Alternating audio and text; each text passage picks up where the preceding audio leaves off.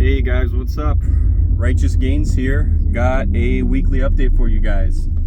As always, I am talking as I am driving away from the gym. So, here we go.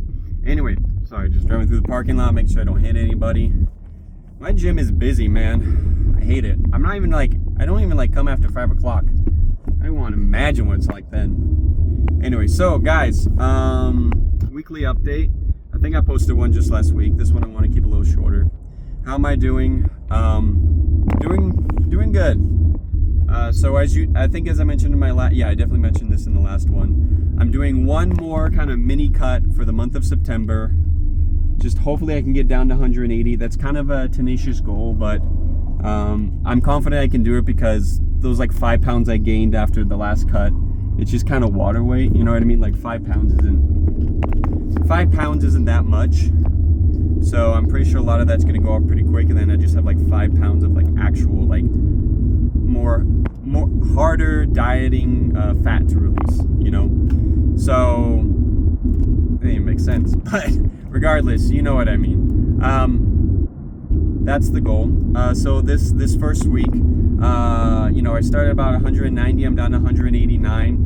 I got 189 one day. Today I got 189.2. The other day I got 188.8. You know, so it's varying. But the good thing is that my muscle percentage and my fat percentages are improving. I had 16.8% body fat last time I checked, and about 45.7. So they've both improved already. So I'm already getting closer to that 46%, which I think was my highest for the muscle, and getting closer again to the 16% that I had for my fat, something like that.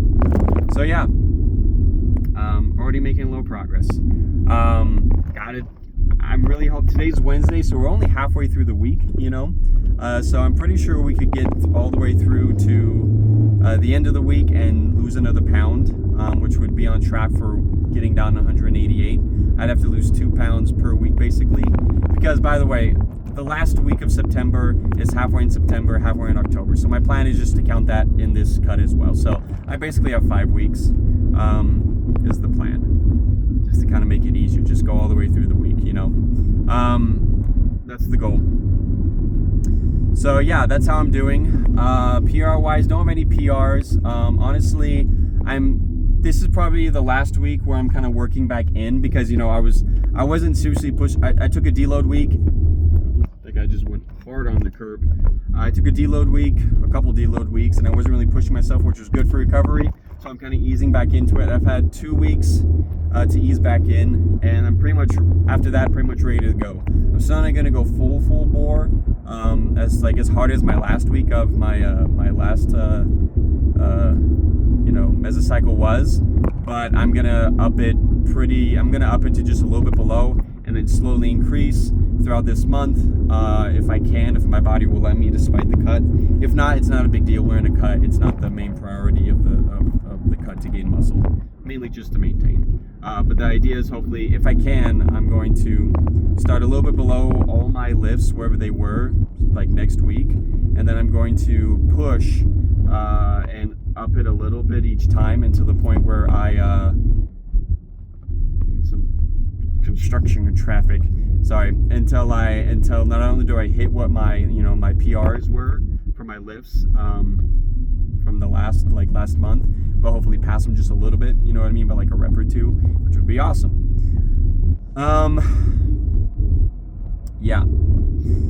Anything, so as far besides that, the only other things I'd want to mention is let's see here. Oh, some cool things. Today, for like the first time in a long time, have I gave it a serious shot. Actually, I'd say this might be my first serious attempt at hack squat, if I'm being honest. I've just, it's been something out of my comfort zone because I didn't really know how to use the hack squat. And to be honest, the hack squat is freaking hard. At least it is for me, man. I can leg press. What the heck is that? Is that a DeLorean? What the heck? The flux capacitor. Sorry. That was a DeLorean. Holy cow. That looks so cool. Back to the topic at hand. there is, what was the topic at hand? Oh, man, I'm ADHD. I don't have ADHD. I don't like labels. I don't think I have it. But it's just fun to say. Regardless, get back on topic, Josh. Okay,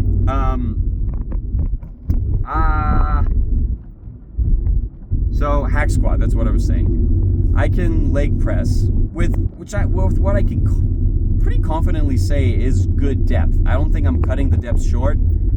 I'm going just about as deep as like I can without rounding my back or, you know, lifting my heels off of the pad or the plate, the lifting plate, foot plate. And so I can do like 4 or 5 on that for reps, you know. I go over to the hack squat. I kid you not. I did 20 pounds. I did 20 pounds on the hack squat, okay? For 5 reps, 4 sets.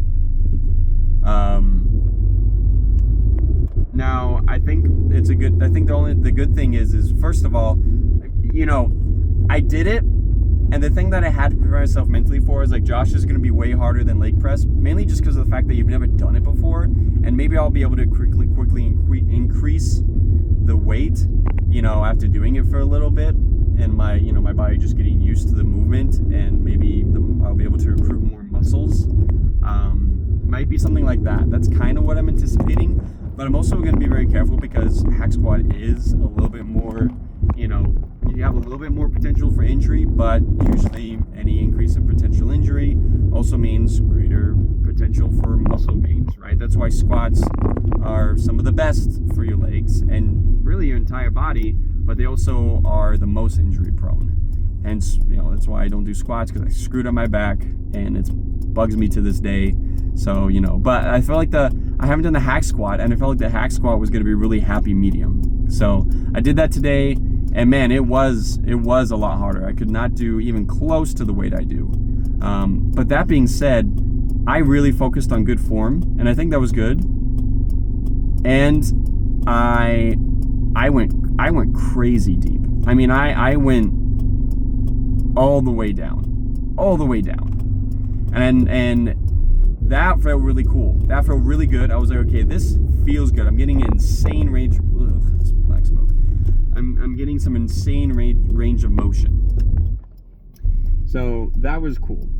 And I think that's really important. In fact, whenever you guys are going to the gym, I would say it's really good idea to just have to put your ego aside, because if you want to do a good job at whatever it is that you're trying to do without hurting yourself and getting good form, and in the end getting the best results, you gotta put your ego to the side and be willing to just figure it out. I've had to do that multiple times, and thank goodness I have. Okay, I did that today because I was, you know what, I'm not gonna try to put a bunch of weight on here that I have no idea if I can lift. Even if it was 25-pound plates on each side, that still kind of looks like nothing. But I was like, you know what, even if I can't do that, I'm not going to do it, because I just got to figure out how to do it, and I know in time the strength will come, and I'll be able to do it like for real. I'm not cheating. I'm going all the way down. I'll be able to actually do that weight, whatever it is, you know, here in a little bit. So, you know, and I know I'm not going to hurt myself if I do it that way. Maybe I'll get to 4 or 5 eventually on the hack squat as well. So anyway, that was a lot of fun. I really like trying that. So yeah, moral of the story: put your ego aside. I've had to do that with hack squats. I've had to do that with my handstands. I feel like an idiot when I was doing handstands. Honest, I felt like I looked so stupid, and I was trying to, like, you know, find my balance, and I kept falling, and you know, and I don't know, you know, you just look silly and you feel silly. But I was like, you know, Josh, you just got to start. And after I started, you know, all the embarrassment went away. And now I go and do it every single time, but I don't care. And I'm getting better and better at it, so I know I don't look stupid, because I'm getting better and better at while, you know, practicing handstands, and I'm getting closer to an actual handstand. So that's cool. What else was I going to say? Other thing that's cool, I did... Oh yeah, handstands today. I'm going to post a short video today of me getting... I haven't posted a lot of handstand photo videos for a long time because honestly I haven't been making any progress. Pretty much whatever the last best video was I got, it's been pretty much that and nothing else. I've hit a plateau kind of, and so that's another thing I'm changing up. I already explained in the last video. I'm doing more like face to the wall handstand practice. Chest to wall, I think is what they call it, chest to wall. Normally I was doing back to wall, so it's giving me more practice in controlling so I don't fall backwards, my back, onto the ground. So that's good. That's really good. And today I feel like I got one of the better handstands that I've gotten in a long time, so I'm gonna post it. It's still really not even that good, but I do feel like it felt good, you know what I mean? So that's been kind of frustrating, but I'm working on that. And yeah, I think that's pretty much everything. So as always, I'm gonna leave you guys with a quick scripture. Okay. This one says, "But notwithstanding their riches or their strength or their prosperity, they were not lifted up in the pride of their eyes. Neither were they slow to remember the Lord their God, but they did humble themselves exceedingly before him." That is Alma 62, verse 49. Not going to expand upon it, but just take it as it is. Have a great day, guys.